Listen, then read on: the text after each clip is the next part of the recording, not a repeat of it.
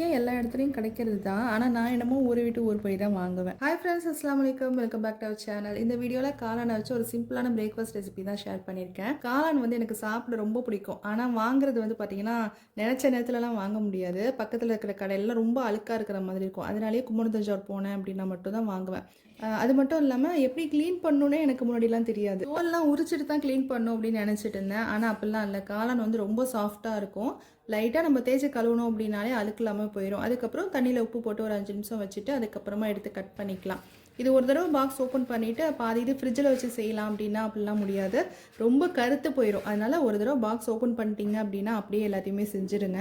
நான் வந்து இது 2 ரெசிபிக்கு யூஸ் பண்ணிக்கிட்டேன். டிஃபனுக்கு வந்து பாஸ்தா தான் பண்ணியிருந்தேன். உப்பு போட்டு அதையும் வேக வச்சுட்டு இந்த மஷ்ரூம் வந்து நான் நீட்டமாக கட் பண்ணியிருந்தேன். இது உங்களுக்கு பிடிச்ச ஷேப்பில் கட் பண்ணிக்கோங்க. இது வந்து சீக்கிரமாக கரைஞ்சிடும். நான் சின்ன சின்ன பீஸாக தான் கட் பண்ணியிருந்தேன். அதுக்கப்புறம் வந்து பாஸ்தா செய்கிறதுக்கு கொஞ்சமாக எண்ணெய் சேர்த்துட்டு தக்காளி வெங்காயம் ரெண்டுமே வந்து சாப்பரில் போட்டு கட் பண்ணிட்டேன்.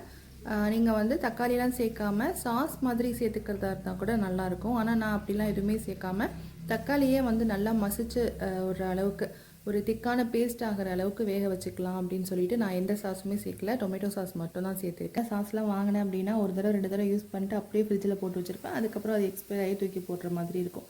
அதனால் வீட்டில் இருக்கிறதை வச்சு செஞ்சிடலாம் அப்படின்னு சொல்லிட்டு அதெல்லாம் வாங்குறதே கிடையாது.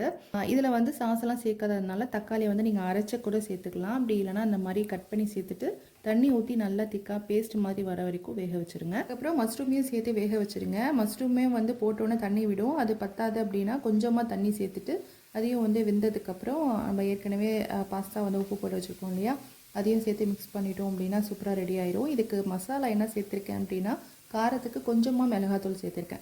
இதில் வந்து காரம் அதிகமாக இருந்துச்சு அப்படின்னா அந்தளவுக்கு டேஸ்ட் நல்லா இருக்காது, சாப்பிடவும் வராது. அதனால் கொஞ்சமாக மிளகாத்தூள் சேர்த்துக்கோங்க.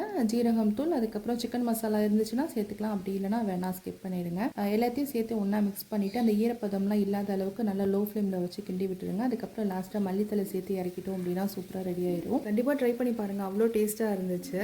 மஷ்ரூமில் அடுத்து என்ன ஸ்நாக்ஸ் பண்ணேன் அப்படின்னு வீடியோ மிஸ் பண்ணாமல் பார்க்கணுன்னா இப்போவே சேனலை சப்ஸ்கிரைப் பண்ணி வச்சுக்கோங்க. இந்த வீடியோ பிடிச்சிருந்துச்சுன்னா லைக் பண்ணிவிட்டு உங்கள் ஃப்ரெண்ட்ஸ் அண்ட் ஃபேமிலிக்கும் ஷேர் பண்ணிக்கோங்க. தேங்க்யூ ஸோ மச் ஃபார் வாட்சிங்.